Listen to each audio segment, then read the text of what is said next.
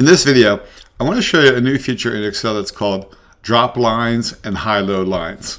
So I'm going to go ahead and highlight from A3 over to I9. You can see how I have the column headers are highlighted and the row headers are also highlighted.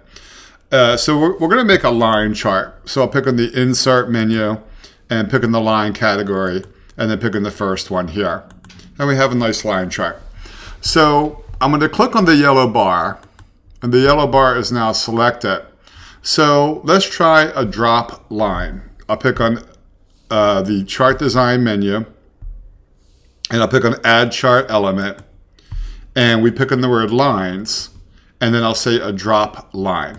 So notice how that added the line from the actual line in the line chart down to the bottom. So a lot of people like to see that. And then let's try another variation.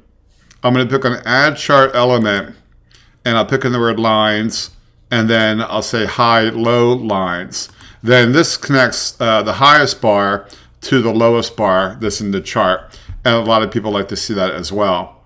All right, so it'll work especially well on a line chart. It probably works on other charts as well.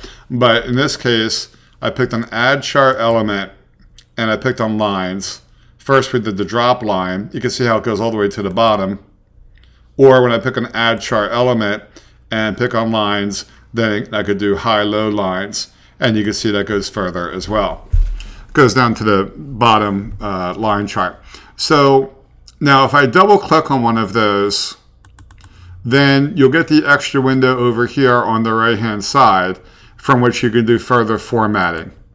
So then you can change the colors and, the different appearances of those lines. Okay?